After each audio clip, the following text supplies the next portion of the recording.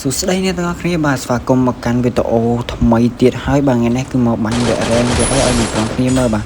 ហើយគឺថាហ្គេមនេះគឺថាបាញ់បានខៀច្រើនមែនតើបាទយល់ហ្គេមនេះខ្ញុំដាក់ skill មកគឺដាក់ជីសេះបាញ់នេះយើងដោយសារតែខ្ញុំឃើញគេលេងជីសេះបាញ់គឺថាអូសាហាវហើយមែនតើបាទហើយអ្នកទាំងអស់គ្នាទស្សនា game play ទាំងអស់គ្នាបាទឥឡូវខ្ញុំបានសេះហើយនិយាយចំកាលយល់មកកន្លែងនេះគ្នាយើងខ្ញុំចូលមកដល់លេងអាប៉ែណាវាជីខ្សែរត់មកអាប៉ែនេះចាំបានខ្ញុំចូលពី BB ខ្ញុំចាំកាលទាញកំភ្លើងចូលទៅ CP យកប្រើបាញ់ពឹងខ្ញុំនឹកស្មានថាអាប៉ែនេះត2គ្រាប់មិនដាច់គ្នាយើងដោយសារវាប៉ះគ្នាមិញខ្ញុំនឹកស្មានថាវាបាញ់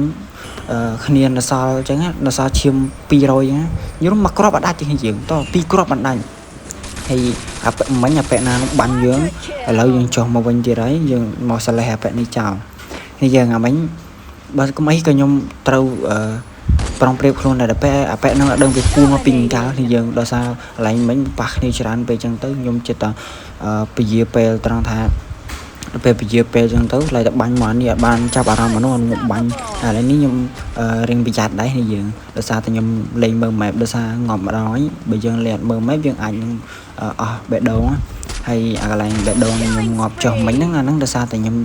ស៊ីបេះដូងបានមួយទៀតគ្នាយើងដោយសារបើសិនជាអ្នកទាំងអស់គ្នាចង់បានបេះដូងច្រើនអ្នកទាំងអស់គ្នាកុំភ្លេចចូល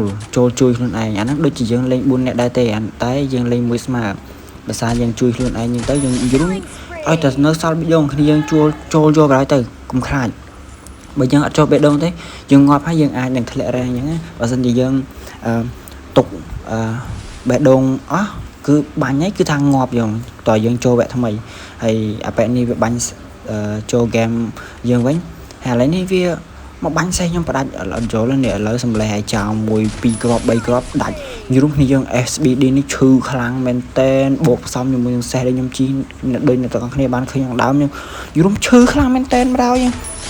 យល់2គ្រាប់3គ្រាប់នេះគ្នាយើងមើល2គ្រាប់បាទឈ្នះបាន GG ឡើងហ្នឹងអូយប៉ុណ្